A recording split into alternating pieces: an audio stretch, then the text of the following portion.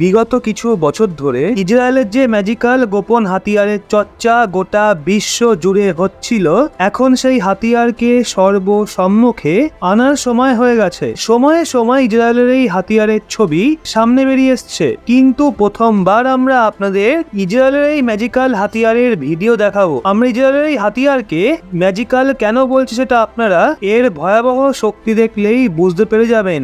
আপনারা এটা জেনে অবাক হয়ে যাবেন, দীপাবলির বাজির পেছনে আপনারা যতটা পয়সা খরচ করেছেন তার থেকেও কম খরচে ইসরায়েলের এই হাতিয়ার হামাস এবং হিজবুল্লাহর মিসাইলকে উড়িয়ে দিতে পারে। আপনারা এটাকে সহযোগ বলুন বা অন্য কিছু, দীপাবলির শুভেচ্ছা জানানোর সময় এই খবর এসছে ইসরায়েলের এই হাতিয়ার শত্রুদের ওপর হামলা করার জন্য তৈরি রয়েছে। ইসরায়েল এখন 170 টাকায় হামাস এবং হিজবুল্লাহর ড্রোন, হেলিকপ্টার এবং অল্প দূরত্বের ব্যালিস্টিক মিসাইলকে বরবাদ করতে পারে। ইসরায়েল বহু বছর ধরে যে আয়রন বিম নামের হাতিয়ারের ওপর কাজ করছিল, সেটা এখন ময়দানে আসতে চলেছে।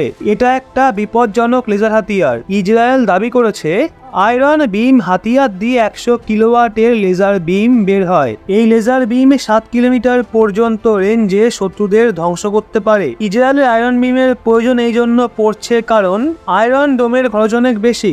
আপনাদের বলে রাখি, আয়রন ডোম দিয়ে বেরোনো একটা ইন্টারসেপ্টার মিসাইলই ইসরায়েলের অনেক খরচা করে দেয়। আয়রন ডোমের ইন্টারসেপ্টার মিসাইলের নাম তামির। একটা তামির মিসাইলের মূল্য $50,000।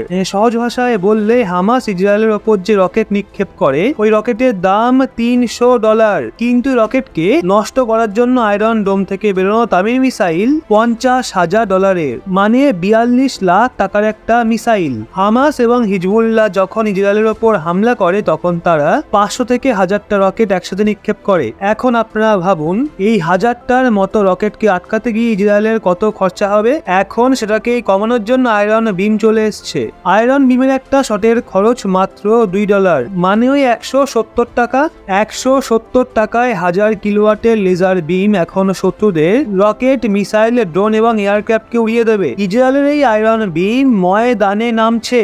আপনাদের বলে রাখি, এখনো অবধি ইসরায়েলের শত্রুরা জেনে বুঝে তার উপর হাজারো রকেট নিক্ষেপ করত। তারা জানতো ইসরায়েলকে আত্মরক্ষার জন্য কোটি কোটি টাকা খরচা করতে হবে, কিন্তু ইসরায়েল এখন 170 টাকায় জবাব খুঁজে নিয়েছে। এখন তো হামাস এবং হিজবুল্লাহ রকেট দামি হয়ে গেছে, কিন্তু সেই রকেটগুলোকে ধ্বংস করে ইসরায়েলের এই হাতিয়ার সেগুলোর থেকে অনেক সস্তা হয়ে গেছে। ওদিকে বন্ধুরা, আজকের সময়ে ভারত বিশ্বের যে কোনো হাতিয়ারকে তৈরি করতে সক্ষম, এমনকি আমরা স্টেলথ টেকনোলজি বানাতেও সক্ষম, যেটা আজ থেকে কিছু বছর আগে পর্যন্ত প্রায় অসম্ভব বলে মনে হতো, সেটাকেও এখন আমরা নিজেরাই তৈরি করছি। কিন্তু তাও এমন একটা হাতিয়ার রয়েছে যেটা পরবর্তী প্রায় 10 থেকে 15 বছর পর্যন্ত আমরা নিজেরা তৈরি করতে পারবো না। এটা আমাদেরকে অন্য দেশের থেকে ক্রয় করতে হবে। সবচেয়ে গুরুত্বপূর্ণ বিষয় হলো, এর বিষয়ে বলা হলে এটা আমাদের 10 থেকে 15 বছর আগে বায়ুসেনাকে দেওয়া উচিত ছিল। এটা এতটাই প্রয়োজনীয় একটা হাতিয়ার। লিটারেলি চীন এবং পাকিস্তানের সমস্যাকে আমরা একদিকে আগেই রিডিউস করতে পারতাম।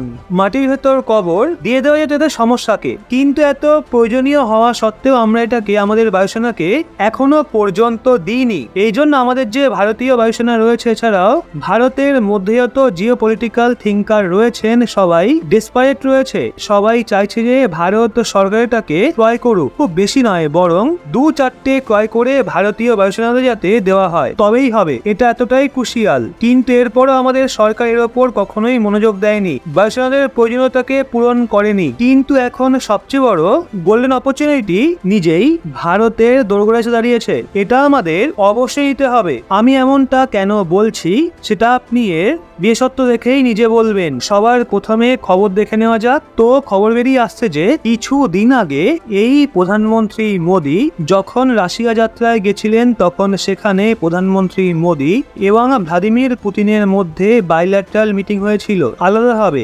আর তারপরে রিপোর্ট আসে যে রাশিয়া ভারতকে নিজেদের TU-160M নিউক্লিয়ার সুপারসনিক যে বোম্বার রয়েছে সেটা অফার করেছে। আর বিশ্বাস করুন, এটা যথেষ্ট বড় অফার, কারণ রাশিয়ার TU-160M নতুন এবং অ্যাডভান্স লেভেলের বোম্বার, যেটাকে আবার কিছু দিন আগেই আপডেট করা হয়েছে। TU-160 তুলনায় এটা প্রায় 60% বেশি এফেক্টিভ এবং বেশি পাওয়ারফুল। অর্থাৎ অলমোস্ট এটা বলা চলে যে এটা গত মডেলের তুলনায় একদম লেটেস্ট প্রযুক্তির সঙ্গে আসে। এছাড়াও এর দামও সস্তা, ওই প্রায় $163 মিলিয়ন।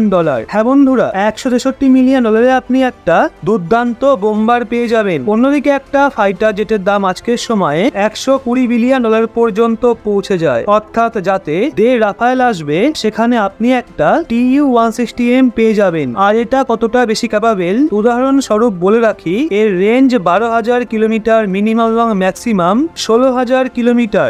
এবং সবচেয়ে গুরুত্বপূর্ণ বিষয় হলো এটা নিজের সাথে 12টা লং রেঞ্জের ক্রুজ মিসাইল নিতে সক্ষম। তো এটা কতটা বেশি ফায়ার পাওয়ার যুক্ত সেটা উদাহরণস্বরূপ বলে রাখি, এই বোম্বার নিজের সঙ্গে এত বেশি পরমাণু বোম নিতে সক্ষম যে পুরো পাকিস্তানকে একটা বোম্বার একবারই সম্পূর্ণভাবে ধ্বংস করতে পারে, পাকিস্তানকে একদম প্রস্তর যুগে পৌঁছে দেবে। এতটাই পাওয়ারফুল পরমাণু নিতে সক্ষম এই বোম্বার। শুধু তাই নয়, ভারতে কেন বলা হচ্ছে এটাকে বায়ুসেনাতে যোগ করতে, শুধু কি পাকিস্তানের কারণে? বলে রাখি একদমই না, পাকিস্তানের এর সাথে কোনো সম্পর্ক নেই। পাকিস্তানকে তো আমরা বিনা বোম্বারই মাটিতে মিশিয়ে দিতে পারি। আসলে চীনের কাছে H-20 সিরিজের অনেক বোম্বার আছে যার রেঞ্জ অনেক বেশি, সেগুলো প্রায় পুরো ভারতকেই কভার করতে সক্ষম। ভারতের যে কোনো জায়গায় সেগুলো ঢুকে পড়তে পারে। সবচেয়ে গুরুত্বপূর্ণ বিষয় হলো চীনের যে সমগ্র ইস্ট এলাকা রয়েছে সেখানে চীনে ভারত বোম ফাটিয়ে পুনরায় খুবই সহজে ফিরে যেতে পারবে। শুধু তাই নয়, সম্পূর্ণ ভারত চীনের যে বর্ডার রয়েছে যেটা প্রায় 3,000 কিলোমিটারের, সেখানে অনেকবারই পেট্রোলিং করতে পারে, সেটাও আবার খুব সহজে। এই কারণের জন্যই যখন যখন ভারত এবং চীনের মধ্যে বিবাদ হয়ে থাকে তখন চীন তাদের যে এই সিরিজের বোম রয়েছে অর্থাৎ যে বোম্বারগুলো রয়েছে সেগুলোকে ভারতের সীমান্তে পাঠিয়ে দেয়, যা থেকে ভারতের ওপর খুব ভালোভাবেই প্রেসার ক্রিয়েট করা যায়। আর প্রেসার এই জন্য আসে কারণ চীনের জবাবে আমাদের বায়ুসেনার কাছে একটাও সিঙ্গেল বোম্বার পর্যন্ত মজুত নেই। হ্যাঁ বন্ধুরা, একটাও বোম্বার নেই বিশ্বের চতুর্থ সবচেয়ে বড় বায়ুসেনার কাছে। লিটারেলি একটা খারাপ কোয়ালিটির ভাঙাচোরা বোম্বারও মজুত নেই। তো এ থেকে আপনি ধারণা করে নিন আমরা কতটা পিছিয়ে রয়েছি। এবং অন্যদিকে ভারতের তো চীনের থেকে বেশি দরকার বোম্বারের, কেননা ভারতের মধ্যে যে বেশিরভাগ পপুলেশন রয়েছে সেগুলো চীনের সীমান্তের কাছেই বসবাস করে। চীন তো খুব সহজেই যুদ্ধ বিমান পাঠিয়ে হামলা করতেই পারে, কিন্তু পরবর্তীকালে আমাদেরও যদি চীনের সাধারণ পপুলেশনের ওপর অ্যাটাক করতে হয়, অর্থাৎ যদি চীনের রাজধানীতেও হামলা করতে হয়, তাহলে কেবলমাত্র আমরা মিসাইল দিয়ে টার্গেট করতে পারবো। মিসাইল যেটা করতে পারবে সেটাই করবে, এছাড়া আমাদের কাছে আর অন্য কোনো অপশন নেই। কারণ কোনো যুদ্ধ বিমানই এত রেঞ্জের সাথে আসে না যে সেটা ভারত থেকে যাবে চীনে এবং চীনের রাজধানী বেজিং এ হামলা করে আবার ফিরে আসবে ভারতে। কারণ 80% পপুলেশন বসবাস করে ইস্ট চায়নাতে। তো এমন একটা মিসাইল টার্গেট করতে হবে যেটা